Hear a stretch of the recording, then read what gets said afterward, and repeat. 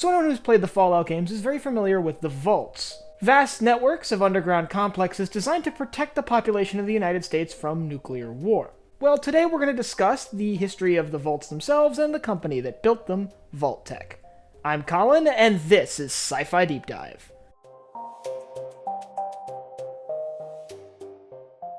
Remember, if you enjoyed this video, to head down below and hit that subscribe button. So Vault-Tec was founded in 2031 in the pre-war United States. The company describes itself as America's Preeminent Nuclear Defense Corporation. At the time of its founding, its objectives were simple: provide the tools to the American people so that they could survive a nuclear war, which, after every passing year, seemed more and more likely. Now, Vault-Tec initially didn't get a lot of traction. However, after the resource wars in Europe and the Middle East devastated the region with nuclear weapons, the United States government and the population of the United States both became far more fearful of nuclear war, some of them even seeing it as an inevitability. And that's when production on the vaults really began. The vaults were primarily designed to protect the population in their respective regions from nuclear attack, basically being a safe place that the population could evacuate to if the sirens go off. However, they had a more sinister secondary purpose. Almost all of the vaults, with the exception of a handful which were control vaults, were intended to also carry out some social experiments. Experiments like the experiment carried out in Vault 106, which had psychedelic drugs pumped into its air supply, or the experiment carried out in Vault 101, where the vault was simply never designed to reopen. Now, one thing that is interesting about the presence of these experiments is the question of who they're for. If society outside the vaults is devastated by nuclear war, who exactly is going to benefit from the fruits of this research? You couldn't really say it's the populations of the vaults, since most of these experiments ended horribly in sort of miniature societies collapsing.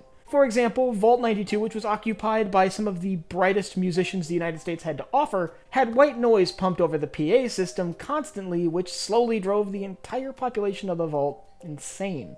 That being said, not every vault ended in disaster, and there were those few vaults that were actually control vaults, designed to simply close and reopen 20 years later.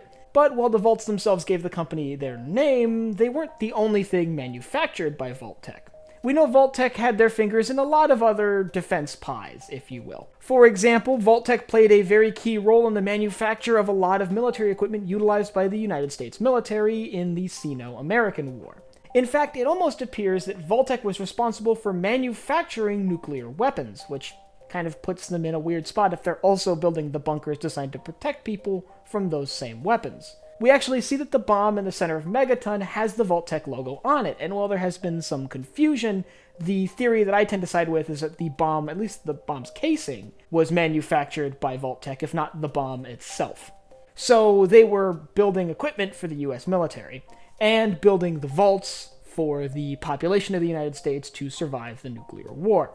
But one thing that's interesting and kind of odd to see, but present in Fallout, is the marketing that Vault-Tec put forward before the war.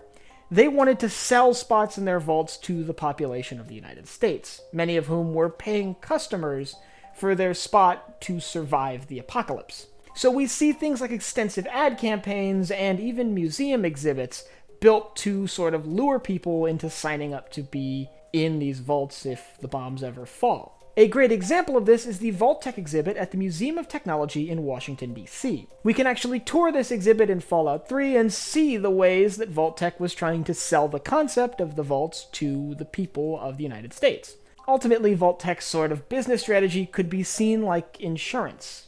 The people would pay for a spot in the vault, and if the bombs never fall, Vault-Tec never had to sort of pay out. Vault-Tec could basically keep collecting checks from these people and never deliver until the end of the world came. On October 23rd, 2077, all of that changed when the bombs fell and the world effectively ended. Vault-Tec's products were put to the test, both their vaults and the weapons that they were building, and that calamity resulted in the end of civilization as we know it. As the sirens blared across the United States, people fled to the vaults that they had paid for their spot in or had been assigned due to their positions in society, and as the vault doors closed, the world outside disappeared.